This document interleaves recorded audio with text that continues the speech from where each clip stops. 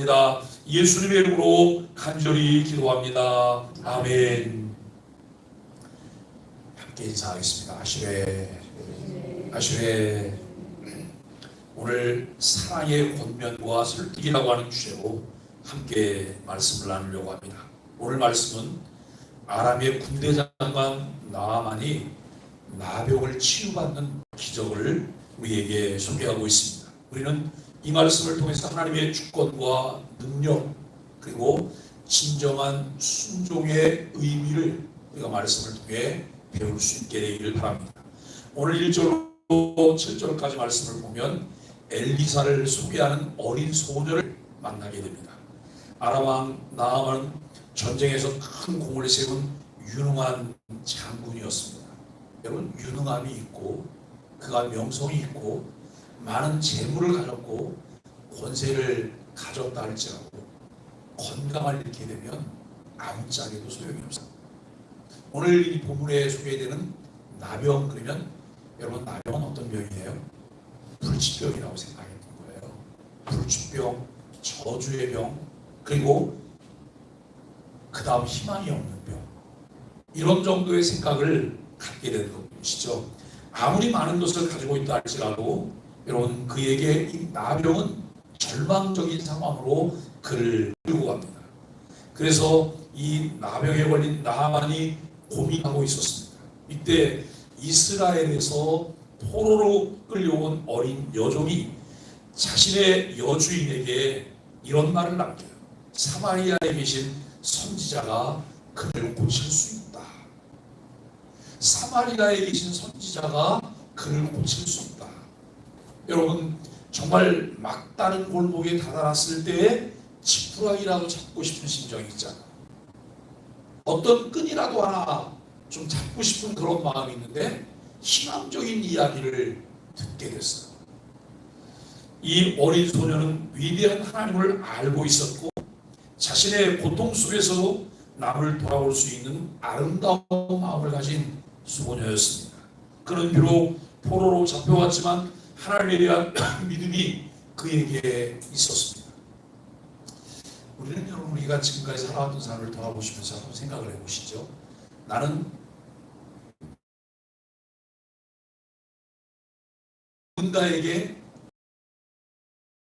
좋은 소식을 전하는 사람일까? 나쁜 소식을 전하는 사람일까? 나는 흉한 소식을 전하는 사람일까? 아니면 길한 소식을 전하는 사람일까? 우리를 돌아보는 것이 필요해요. 성경에 보면 여러분, 두 부류의 천사가 나와요. 가브리엘 천사가 나오고 미가엘 천사가 나와요. 가브리엘 천사가 등장을 하면 좋은 소식들이 전해져요.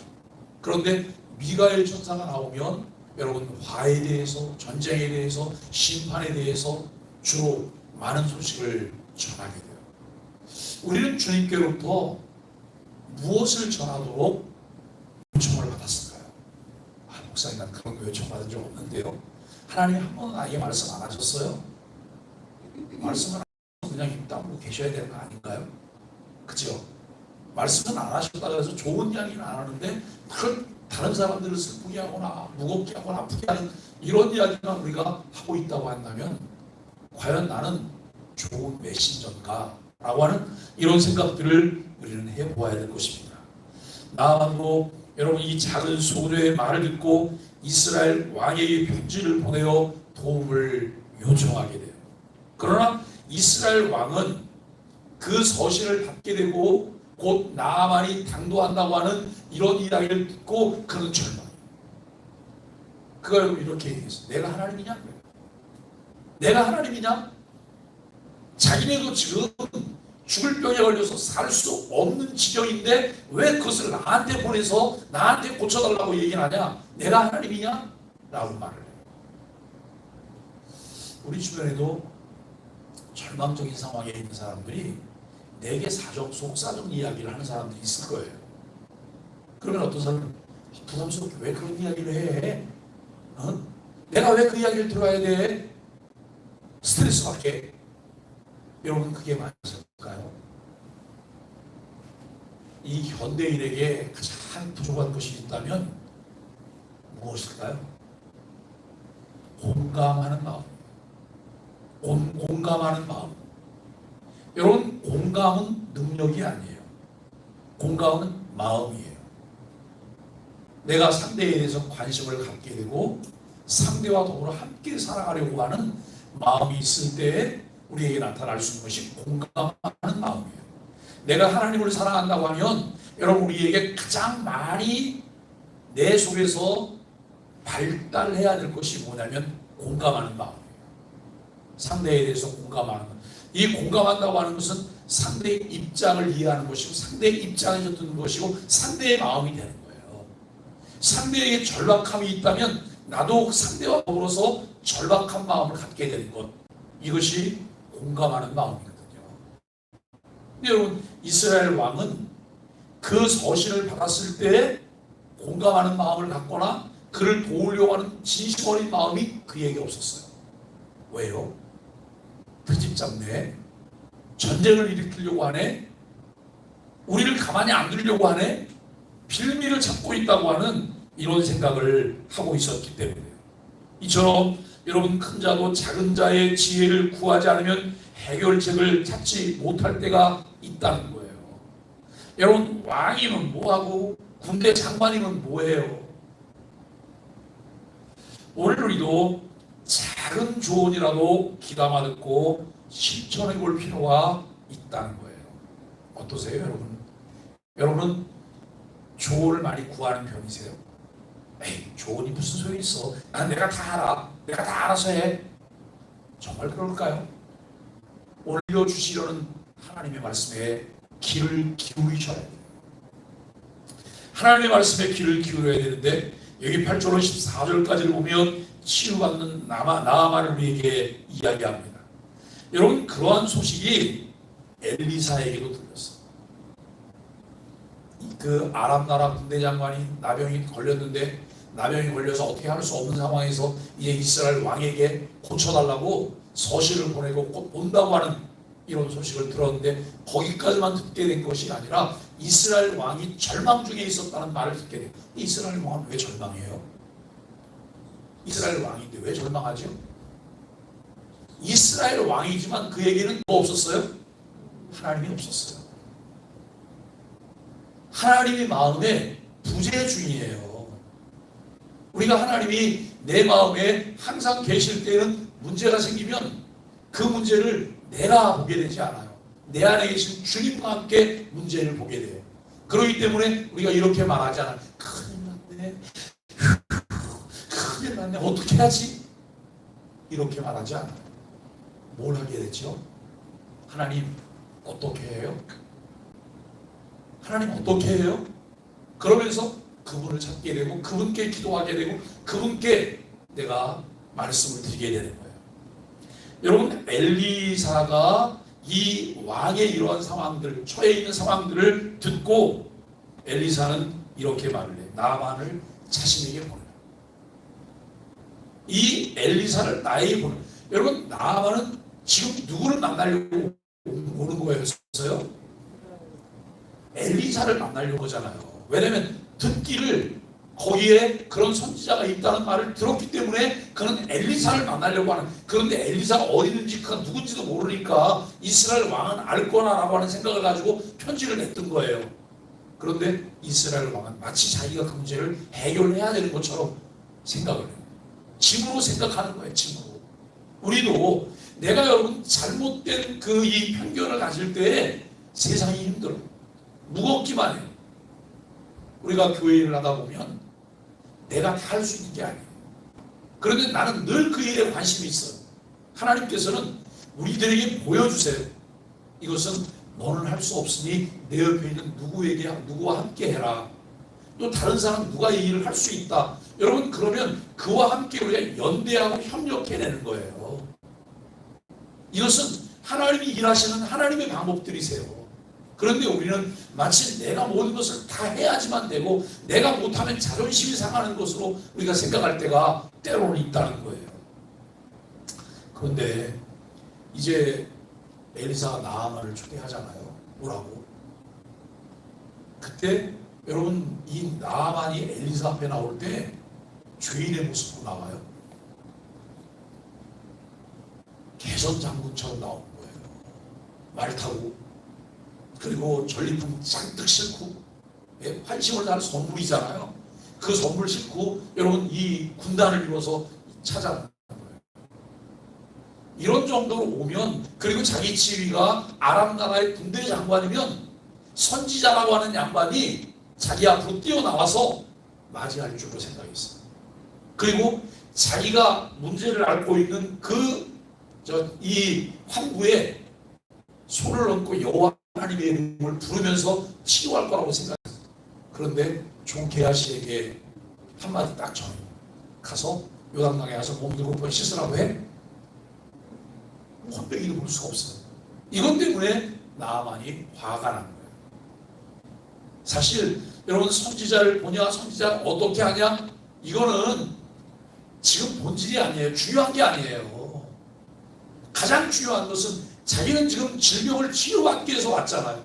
어느 누구도 해결할 수 없는데 그 선지자를 통해서만 그 일이 해결될 것을 믿었다면 선지자가 오던, 선지자가 가던, 선지자가 뭘 시키던 그 일을 해야 되잖아요. 우리가 여러분 신약 성경에서 군대 백부장이 자기 종이 질병에 걸렸잖아요. 그리고 예수님께 자기 종을 고쳐주도록 요청을 해요. 그런데 예수님께서 가시려고 하니까 이 부장이 뭐라고 말해요? 가지 마옵소서. 자기도 수하에 군대를 거느리고 있는데 너 이렇게 저렇게 하면 다 한다는 거예요. 여기서 말씀만으로도 그게 된다는 거예요. 여러분, 이 백부장의 믿음이 보통 믿음이 아니잖아요. 네?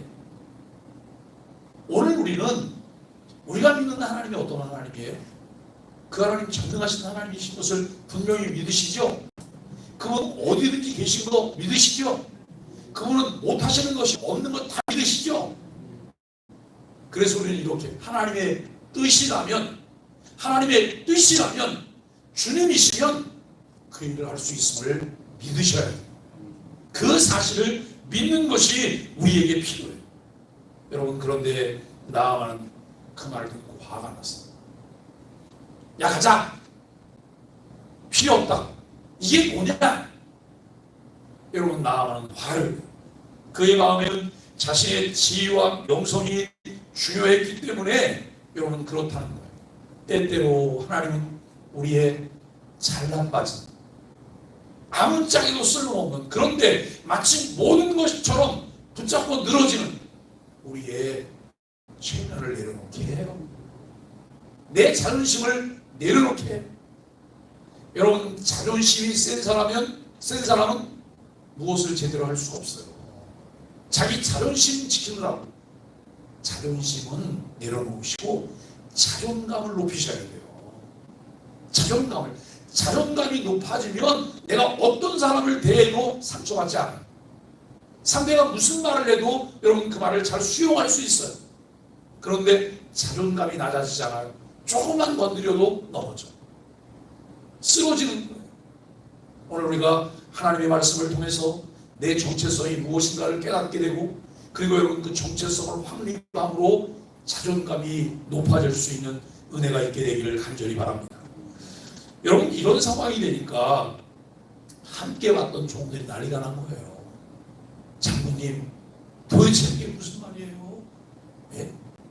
지금 장군님에게는 그보다 더한 말을 하고 더 큰 수모를 겪게 되는 일이 있더라도 장군님은 그것을 수용하셔야 되는 거예요. 왜요? 평고 치고 왔잖아요. 네? 평고 치고 왔어요. 뭐든지 다 해야 되는 거예요. 여러분, 그랬더니 결국 나아만이 그 말을 따르게 되잖아요. 나아만 생각에는 그런 생각인 거예요. 그 요단강이 별거냐?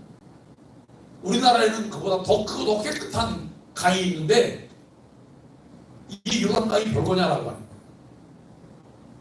여러분, 요단강물에 효염이 있어요? 어제 여러분 엘리사가 독이 든 국에다가 가루를 쳐놓는데 가루에 효염이 있었다고요? 아니에요. 하나님의 능력이에요.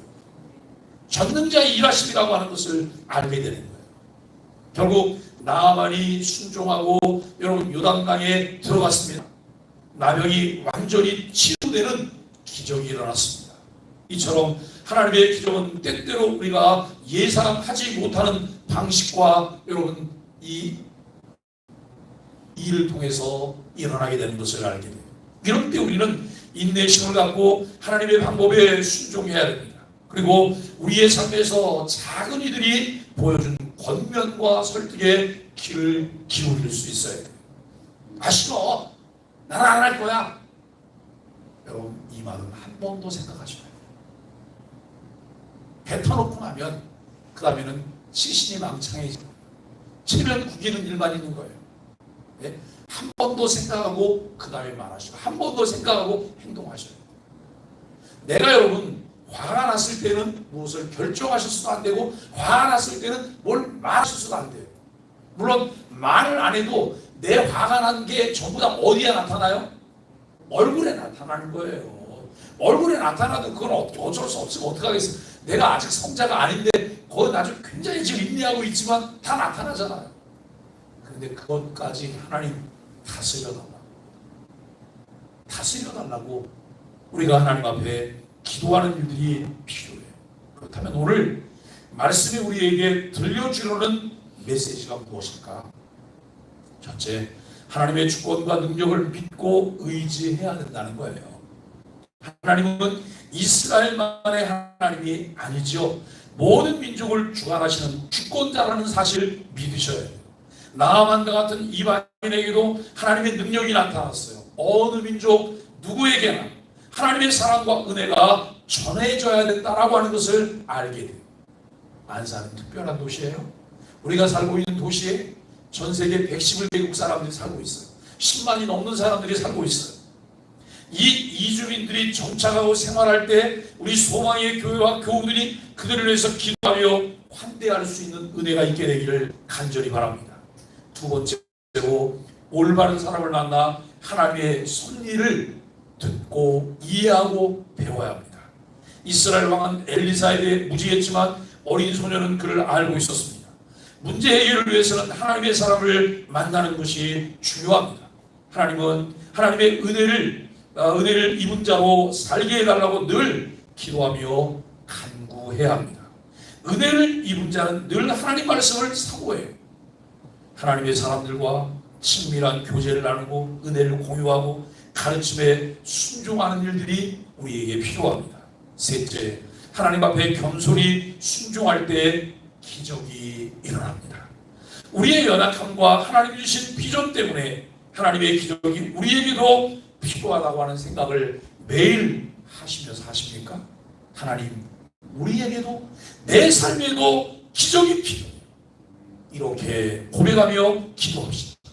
하나님께서 우리의 삶 가운데 역사하실 때 우리는 작은 자의 권면에도 귀를 기울이며 순종함으로 그 기적을 경험할 수 있습니다. 나아만은 처음에는 교만했지만 결국 엘리사의 말씀에 순종하여 하나님의 능력을 체험합니다. 하나님의 능력이 발현되기 위해서는 믿음으로 순종하는 것이 필요합니다. 사랑하는 소망의 가족 여러분, 하나님의 주권과 능력을 의지하십시오. 문제 해결을 위해 말씀 앞에 서십시오. 그리고 하나님의 사람을 찾아 그의 조언에 귀를 기울이십시오. 하나님 앞에 겸손히 순종하며 은혜를 갈망하는 사람으로 우리가 살아갈 수 있게 되기를 바랍니다. 오늘 본문을 통해 우리에게 주시는 메시지와 우리가 실천해야 될 사항입니다. 첫째는 하나님께서는 당신의 백성이 아닌 모든 사람들을 사랑하시며 그들을 위해 역사하신다는 것입니다. 이웃을 향한 관심과 사랑을 가져야 합니다. 두 번째는 우리가 해결하기 힘든 문제나 어려움이 있을 때 주저하지 말고 목회자의 도움을 구하십시오. 그들의 가르침과 권면에 귀를 기울이고 실천하는 것이 중요합니다. 셋째는 우리가 하나님 앞에 겸손히 순종할 때 기적과 치유가 일어나는 은혜를 경험할 수 있습니다. 우리의 생각과 계획을 내려놓고 하나님의 뜻에 순종하는 삶을 살아가야 합니다.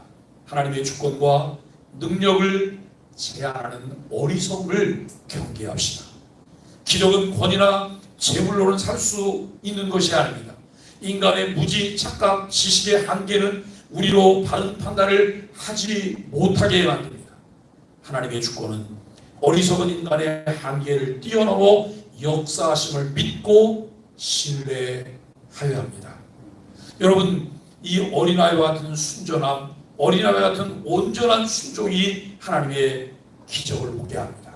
먼저 하나님을 바르게 만나고 그 말씀을 통해 보여주시는 하나님의 주권을 자신의 이제 한계를 인정하면서 그것을 받아들여야 합니다.